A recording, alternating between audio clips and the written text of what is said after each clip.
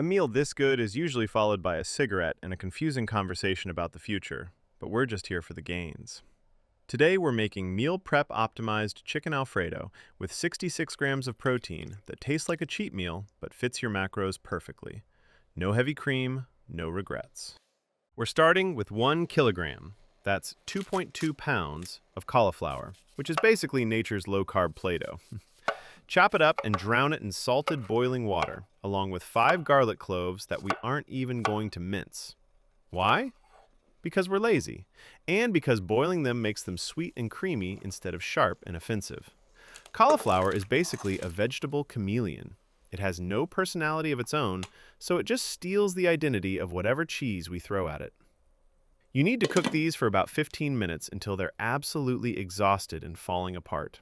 While that's cooking, we move on to the star of the show, 1.1 kilograms, or roughly 2.4 pounds, of chicken breast.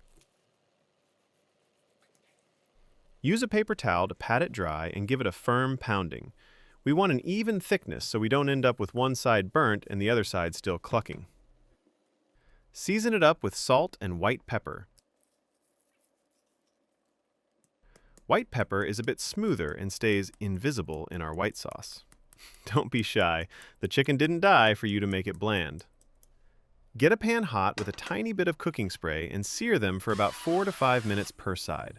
We're looking for a golden brown tan that says, "I've been to Cabo," not, "I've been in a microwave."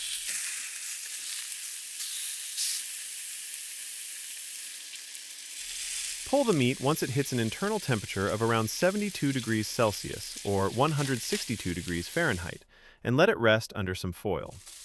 Resting the meat is non-negotiable. It lets the fibers relax and reabsorb the juices.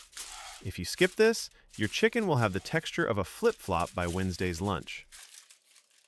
Time to make the magic happen. Use a slotted spoon to move that soggy cauliflower and garlic into your blender.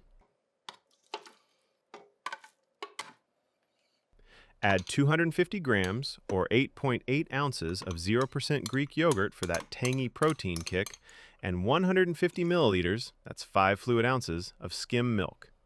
Now for the holy trinity of flavor. 35 grams, or 1.2 ounces, of Parmigiano Reggiano, 25 grams, or 0.9 ounces, of Pecorino Romano, and a tablespoon of lemon juice. The lemon is the game changer here. It masks the cabbagey smell of the cauliflower and makes the cheese pop like a flashbulb. Add 1.5 teaspoons of chicken bouillon powder, nutmeg, and more white pepper. Now, blend this on high for a full 60 seconds. You want it so smooth it looks like liquid silk. We need total molecular breakdown here. By the way, if you're enjoying this recipe, hit that like button and subscribe. If you don't, your bench press will plateau for 6 months. I don't make the rules, the algorithm does. Also, comment below if you want more pasta recipes.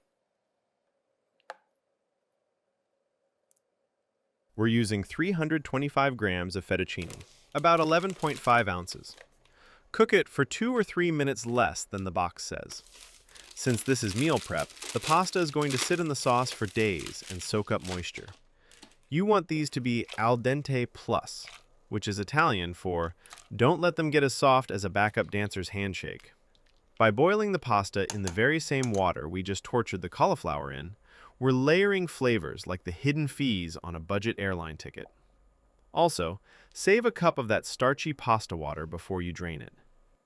Now toss the noodles back in the pot, pour that creamy white nectar over the top, and stir on low heat. This is the marriage phase, where the pasta and sauce commit to each other for the next 5 days. Add your reserved pasta water little by little until the sauce is velvety and clings to every strand of fettuccine. You want it to look shiny and decadent.